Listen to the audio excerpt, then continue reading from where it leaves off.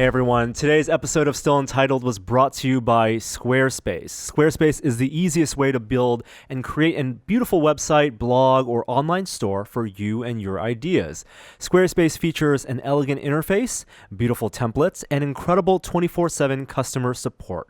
Start building your website today at squarespace.com. And for listeners of Still Untitled, if you use the offer code UNTITLED at checkout, you'll get 10% off. Squarespace. Build it, beautiful. And on with the show. Welcome to The Rock. I can't do it. It's terrible. No. Welcome to Still Untitled, the Adam Savage Project. I'm Will. I'm Adam. And I'm Norm. We've never done this in front of an audience before. This is strange. It's usually a really tiny room with no people. I don't think we've done this on an island before either. Well, you know, the whole continent's an island from a certain point of view. Yeah, peninsula. Thanks for the macro view. Yeah, I like to take the high level view. Norm, this is your first time on Alcatraz. That's right. For listeners out there who are just listening to the podcast or watching the video, we are on Alcatraz right now. At night. At night. Night is a cool time to be on Alcatraz. They open up parts of the park that are not open normally. We've talked about this before, but the audio tour here, I bet a bunch of people in the audience went on the audio tour already, and it's, I think, the best audio tour I've ever been on, except for maybe the American Natural History Museum in New York. It's just a great way to see all the bits and pieces of the park that you don't normally see. This is a fantastic attraction. I mean, when I lived in New York, I would go to the Empire State Building probably once a year because it is truly an amazing thing to do. And locals never do that. And same thing here. Alcatraz is one of the world's great tourist attractions, and I've been out here half a dozen times. For a while, every time somebody came to visit me in town, I would bring them to Alcatraz. And then after the 10th or 12th time, I was like, no, I'm not going to do this anymore. But have fun. It's a really great time. I'll see you in the afternoon. Quite a hill. Norm, what's your excuse? No excuse. I'm local. Yep. Local. Okay. Local. I personally have never ridden a trolley car. Cable car, yeah. I don't think I've ever ridden a cable car. No. Do you guys get a chance to walk around? Take a look? I was up here setting audio equipment up most of the time. I was here just a couple months ago for the Ai Weiwei exhibit. Yeah, that was lovely. That was really, really fun. So every time I've come here in the past, I've taken a boat out, and then at the end of my day on Alcatraz, I took a boat home. As I understand it, you've not done that once. I left once of my own accord. Yes. Right. In 2003, in the first season of Mythbusters, when we were still doing urban legends, we tested the Alcatraz Escape, and that really is one of the episodes I'm most proud of, even after all these years, because it was almost like a sea change for us, because we were originally hired talent on Mythbusters, and we learned how to host this show and then write it and produce it on the job. And in those days, my producer said, we're going to escape from Alcatraz. So the first thing I did was I found that you could download the entire FBI report on the escape. And the FBI devoted tremendous resources to finding Frank Morris and the Anglin brothers. So there's 1,600 pages of analysis of testimony from other inmates and examination of artifacts they left behind, stuff that washed up on the shore. And it was only the one escape. What's that? It was only the one. Only the one escape. It's the only escape that they weren't able to find a body or a person. There were lots of attempts, right? Lots of attempts. And lots of people made it to shore just to arrive at the foot of a cop waiting for them, that kind of thing. Somebody smuggled themselves on a laundry boat, I think. But we read all 1,600 pages of the report, and then we actually went to the Maritime Museum where they had chunks of the original raft. So we were able to examine the material with the white gloves on, felt all official. Wow. And I think we came up with, we ended up coming up with a novel design. It wasn't what is in the Clint Eastwood movie or what the FBI report had drawn, but I don't think that a builder had ever looked at all of the evidence, and I think we concluded the most accurate possible design for what they escaped on, which is a long triangle. This is one of those times. One of the things you talked about in the last couple of seasons of the show is that you guys like to kind of come in and take the materials that are at hand and then see where you go, just knowing what people had and what tools were available to them and all that. Was this the first time you did that? I think this might have been. And one of the key elements of their raft was that it was made out of latex gum rubber raincoats.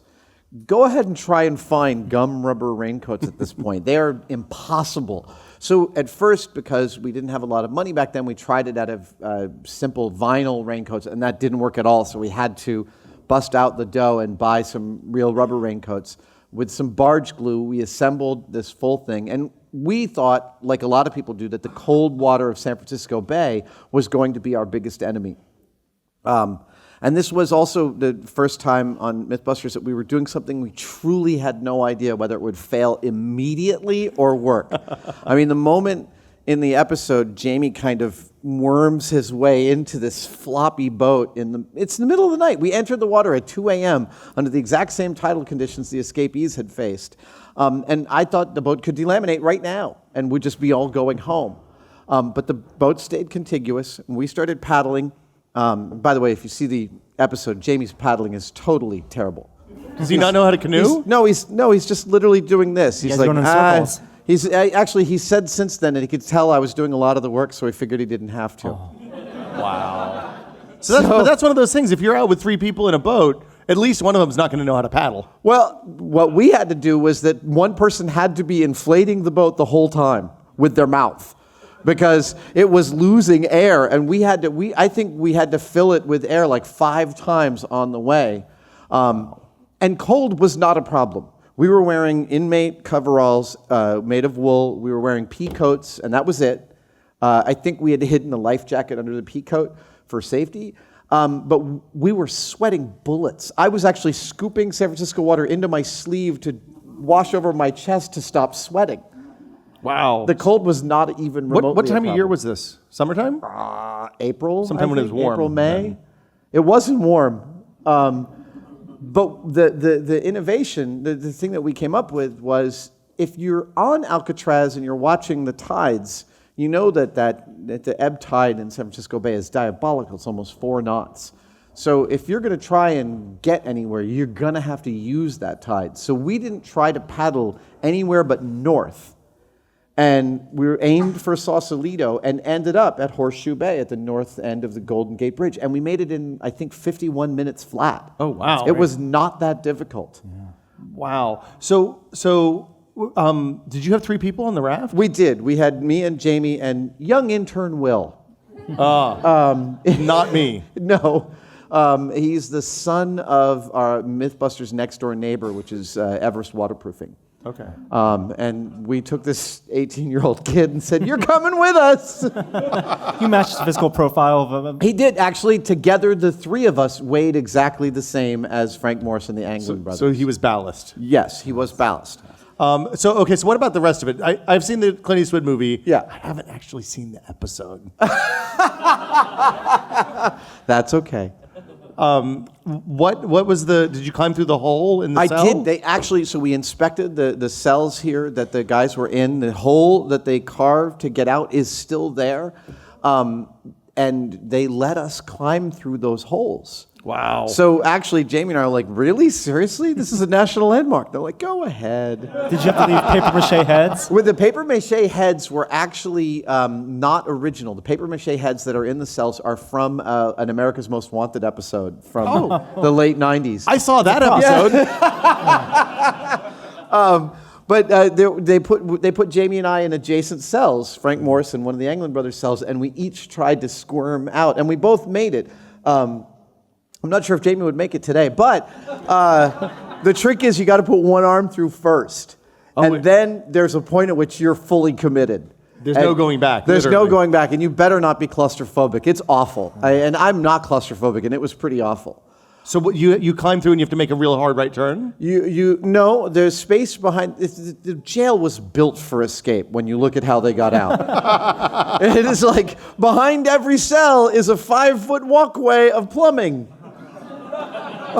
Hey, I know what that is. It's the wet wall. Yeah. Right. It is the wet wall, like from The Matrix. Yeah. So I asked if I could, parkour up the wet wall, and they said yes. But then I realized I couldn't grab onto any of the ancient plumbing, and that it would be bad if I fell, so I didn't. But the escapees actually made that climb every night for months onto the roof of that cell block in order to assemble the rafts. And even more than that, when you look at how they did it, they socially engineered the guards to choose the lazier guards to have the night shift. And at one point, one of the guards, I'm probably remembering this somewhat wrong, but I remember reading at one point one of the guards was going to get replaced, and they managed to keep him from getting replaced because he would sleep on the job and let them have a couple of hours of peace to put their raft together. Wow. That's great. Yeah, it was brilliant. Now, brilliant is a relative term. Let me just point out, like, the idea that they were geniuses is, I think, a little generous. The Anglin brothers had been arrested up in Gold Country for robbing a bank. They had rented a late model Cadillac convertible and cased a bank for a whole day in it, and then robbed the bank in the next day in the same convertible. These were not masterminds. Not mental giants. No. So, I mean, to me, it's very amazing that we also went to the Bay Model, which if you haven't been to the Bay Model, it's an amazing thing. Explain the Bay Model. U.S. Army Corps of Engineers built a scale model of the Bay that is, it's scale in XY dimension. In Z dimension, I think it's multiplied by 10 so that the effects of the water moving in and out of the bay can be magnified and monitored. But we were able to drop objects off of Alcatraz in the Bay Model, and as the tide ebbed and flowed, we were able to actually match some of the patterns of the found artifacts from the escape and where they landed. And the fact is if they got washed out to the ocean, they would have ended up south of Monterey. It's very peculiar to me that we didn't find any parts of the real raft or of their clothes or paddles or anything. Everything that we have was left behind by them. They left behind a paddle. They left behind one of their pontoons. But I can't imagine, after reading extensively about those three, that they could have avoided the law for the ensuing decades. The Lost at Sea. Right. Yeah. I mean, Most it would be likely. the greatest secret ever kept. But then I'm thinking about the guy who, several people have admitted to being D.B. Cooper. Mm-hmm. But the one that I found the saddest was, what I consider to be maybe the most correct one, is this guy on his deathbed, he pulled his wife over and he said, "I'm D.B. Cooper." And she said, "Who?" And I'd imagine if you were actually D.B. Cooper, you'd be like, "Oh!" And then the dying gasp. She collects the breath, and puts it in a jar and puts it on the shelf and writes D.B. Cooper's last breath ? Oh, do people do that? We've talked Edison. about this before. Have we? Edison's last breath right. is in the Henry Ford Museum. It's another one of the great museums. So 12 years later, Yeah. if you were to do it again, how would you do it differently? Or would you? That's a great question. One of the things that comes up every season that we do Mythbusters, that we've been doing Mythbusters, is we think about stuff we'd like to revisit. And a couple of years ago, when we started doing the show with just Jamie and I, after Cary Grant and Tori left, we started thinking, well, what if maybe there's some myths that are really old that we could radically improve upon? And the end of the story sounds like I'm tooting our horn, but we actually wouldn't have changed most of our methodologies in radical ways that we think would yield a very different result. And Alcatraz, as far as I'm concerned, is as robust an experiment as we've ever conducted. How much fun is it? You get to enter the water of San Francisco Bay in the exact possible raft, and that raft hung from our ceiling for years until we set fire to it with the Confederate rocket test. As one does. That's the last time I'll test fire a rocket indoors, I'll tell you. Hard lessons learned over at Actually, M5. we didn't set fire to it. The heat from the rocket exhaust merely melted it. Oh yeah, it was But bad. that smelled great. Okay, so it wouldn't be an episode of Still Untitled if we didn't talk about movies. Mm-hmm. What's your favorite Alcatraz movie? Oh, The Rock. The Rock is Michael Bay at his best. Okay. In fact, I love The Rock so much, my wife had to not beg me, to insist that I never say, "Losers always talk about doing their best." And whatever the next part is, we'll leave that out, but she's sick of hearing that. I love that movie, especially all the tunnels underneath. Yeah. The tunnels are all there, right? You gotta do the roll under the fire. The video game rolling death trap thing? Exactly. Right. Yeah. My favorite line from The Rock is somewhere about halfway through the movie, they cut back to the original tour group that's still locked in the cells, and you've totally forgotten about them as the audience. And one of the guys goes, "What kind of fucked up tour is this?" I say that every now and then. Oh dear. Should I have not cursed in front of a large Oh, group? no, I think of it's a people? nighttime fine. crowd. I think we're okay. All right, cool. We're Are there any good. kids Awesome. here? Okay. Remember, children, it's gross when children curse. That's the one word. It's the best of the Inside Out jokes, right? I have the whole panel. What's when that? anger, when they get the grown-up control panel. Yes. Anger says, "Look, I've got all the curse words now." Anyway, I've seen it Inside Out too much. I want to run outside with green smoke. That's the next one. And the little green balls, I thought about making some to bring out with us. Yeah, filled that's with a Jell-O. good prop replica to do. The green. Oh, Yes. yeah. Nah, I've actually held the original bomb from The Rock. It's Of in the course you Planet. have. Well, years ago, I got the tour of Planet Hollywood's archives in Florida, and they have it. And that bomb doesn't interest me that much. No, but it's a great movie. Ed Harris, is David Morse, everybody in it's amazing. San Francisco, that's really LA. Yeah, well, they have the hill. they have the hill. they Yeah, they have the one hill. hill with the Yeah. Ferrari and the exploding. That's right. What's your favorite Alcatraz film? It's The Rock. Yeah. I think it's got to be the. I think there's only two. So it's either The Rock or that Clint Eastwood Escape from Alcatraz Has movie. anyone made a movie about the Indian occupation of Alcatraz? I mean, that would be a great film. Anybody? No? No. I guess not. Well, okay, I'm trying it. If we expand to prison movies? Well, if you have a fetish, Will, it's time to come clean. No. I'm just it's Chain Heat. or prison scenes. It's. I was going to go with Natural Born Killers, but okay. I love the prison escape from Grand Budapest Hotel. Oh, that's good. Oh, yeah, that's a deep really cut. good one. Anything else? There's a prison fight scene in Watchmen. What's the Richard Pryor, Gene Wilder film? Stir Crazy. Crazy. Yes, that's a great movie. If you expand it to bank robberies, If you expand it to bank robberies, I think one of the best heist films ever made is the recent one with Jason Statham called what? The It's heist? based on the true no, one. it's not. True story. Yeah. Yes. What is Oh. that film called? The Jason Statham. It's we would normally the bank go. job. It's called yes. The Bank Job. We would normally. If have you the haven't internet seen The Bank answers. Job, do yourself a favor. It's phenomenal. I'm positive it has a very high Rotten Tomatoes rating, and it's a stunner. you know what's underrated is the one Bill Murray directed film ever, which Small is Change. Small Change. Small Change. He's a clown. It's a great heist. Small Change has one of the greatest film continuity errors ever. Okay. And you guys will get this continuity error. At some point, Bill Murray makes a phone call to the police from a street corner in Brooklyn. Yet, hanging directly above his head is a sign proclaiming that this is part of the 49-mile scenic drive. I didn't know that was shot here. Yeah. That's amazing. I guess it must have been a Pelican pickup. and all. And you can imagine Bill Murray be like, well, I'm in San Francisco, you can come here. That sounds about That's right. probably about right. Yeah. Do you have a favorite heist film? Man, probably the Heat. Heat. Michael Heat? Mann's Heat is outstanding. Yeah. I mean, it's a little long at 4.5 hours.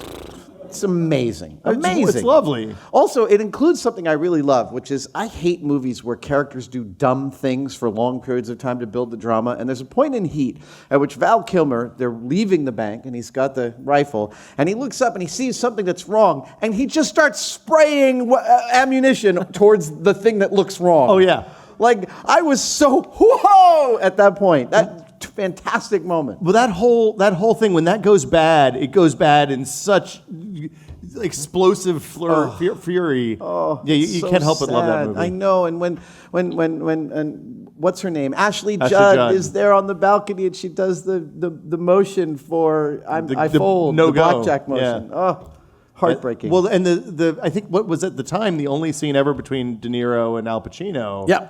And it's that whole movie. You kind of don't realize it, but it's bouncing back and forth between the two perspectives. Yeah. And then they come together at the airport, and the airport scene when they're standing, I think at the baffles at the end of what looks like LAX. Yeah. Is just one of the great shootouts in movie history. Totally belongs right alongside any Leone Western, any Tarantino. Worth both VHS tapes. That had yeah. fit It was on. a 2 VHS tape. Really? Yeah. Yeah. Wow. Yeah. Yeah, I bought that a long time ago. We found a tape cassette in one of the cars we destroyed last week. What was on it? Creedence? I have no idea. But my cameraman Saz and I did stretch it out to see what the distance of a tape cassette was, of a 60-minute tape cassette was, and it wasn't as far as I thought. It was like 450 feet. That's a lot. No, it didn't seem like a lot to me. Did you throw it? I was on the Alameda runway. I was expecting to go half the runway. Okay. And Norm, any other? We feel like we've mined the Alcatraz topic entirely. No, I remember The Rock being filmed. When I Really? was in middle school, and all the kids were getting excited because they were going to blow up Alcatraz, but they were filming that last explosion scene. Oh, right, where Nick Cage is doing the prostration of. It was a real point of pride. Did you ever think about testing the adrenaline to the heart to fight nerve gas? That's a good one. I bet you could get Jamie to sign up for that now. No, we could do it from Pulp Fiction. Either one, it's all good. Just needle to the heart. Jamie, snort what's in this baggie, and we'll be with you in a moment. No, probably not. Actually, knowing Jamie, he'd probably do it and be like, I don't feel anything. I kind of want to sleep, but is it lunchtime? I think that's as good a place as any to wrap it up. I got nothing after that. Sean Connery impression, Jamie Heineman impression. Good. I think we've covered Yeah, the gamut I here. apologize for the Sean Connery impression. Sean Connery. I love older Sean Connery. Mine, not yours. What? My Sean Connery. What's your favorite Sean Connery? My favorite Sean Connery starts with Never Say Never Again and moves into The Rock. I love that Bond It's film. not Thunderball? It's not a Bond film. It is a Bond. He plays a man named James Bond. No. He's Jim Bond. It's terrific. James Bond was his dad. Klaus Maria Brandauer's the villain, one of the great Bond villains. I love him. Underwater harpoon fights. I believe that's the one where he arrives in the tux. He arrives in a torpedo and a tux. I've been pitching that to Discovery for years. They didn't bite? No one wanted to shoot me out of a submarine in a torpedo tube. Oh, I bet somebody does. His name is Jamie Heineman. And on that note, thank you all for coming out. There's a bunch of great stuff to see tonight on Alcatraz. The biobots over in the corner are Check amazing. out those robots. They are amazing. They are based on living designs like salamanders and snakes and cats and I can't remember what the fourth one was. And then also there's a tour starting right over there on our left, your right, that will explain why some buildings survive earthquakes and some buildings don't. And I have been assured that it is super cool and will go on for the rest of the evening. So And we'll be back in a we'll be little back bit. in like 30 minutes or an hour or something. See you guys then. Thanks for coming out. Thanks, everybody.